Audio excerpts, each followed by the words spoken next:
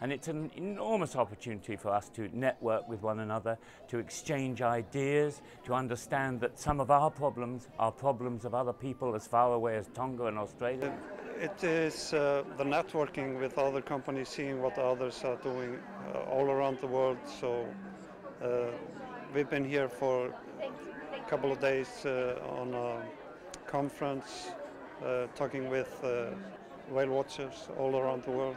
It's definitely met or exceeded my expectations as far as having a venue where so many diverse groups of people have come together. For example, the Whale Watch Operators Conference, I was talking about my contact with the Dominican Republic and the government, and I operate in a very small little sort of insular world. But it was great to come here and see the bigger world, to meet whale watchers from the UK and from the Azores and from Iceland and from Tonga and from Sri Lanka and all these different places, and it literally broadened the horizons, and you hear some of the stories and the issues that they face, and you realize that a lot of the same issues you have in one place, they're having elsewhere. For that reason, it's great to come together and realize that some of the things that you may be facing, others are too, and even though we may be dealing with different species in far different parts of the world, there's still an awful lot of common ground, and it's a great opportunity for everybody to work together. Mutual support, it's been great. There's been very little feeling of competition or any kind of rivalry. It was all just checked at the door. It's been fantastic. An amazing experience to bring the best of the best world whale watch operators together under one roof.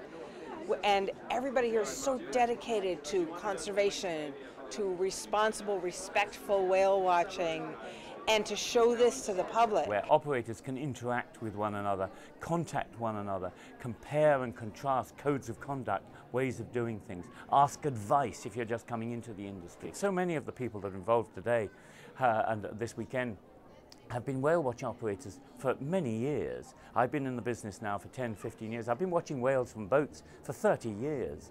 And we can bring an enormous amount of knowledge to those who are coming new into the market and say, hey, we've made those mistakes. We've done it wrong before. We know where we went wrong. We can help you make those decisions and avoid those problems and the way in which things can be done badly.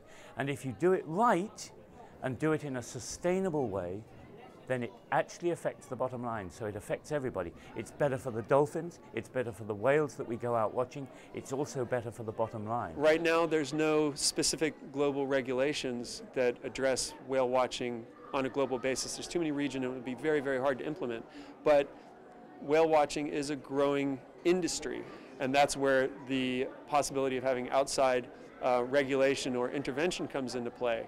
And that hasn't happened on a global scale just yet, but it's foreseeable that something like that could happen.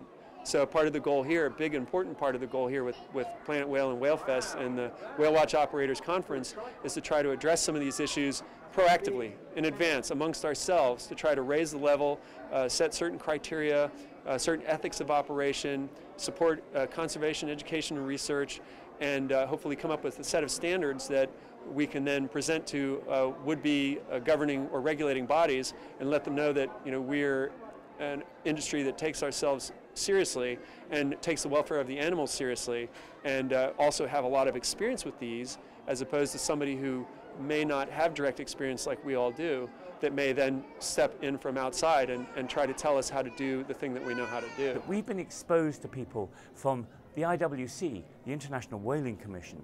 Now, up until 10 years ago, that would have been unheard of, that operators, NGOs, were sitting down round a table talking to representatives from a working group on the IWC. And to be able to also put out what you're doing to the public, to help educate them. I mean, I've learned about operations that I had no idea existed, and I'm in the business. It's an excellent resource.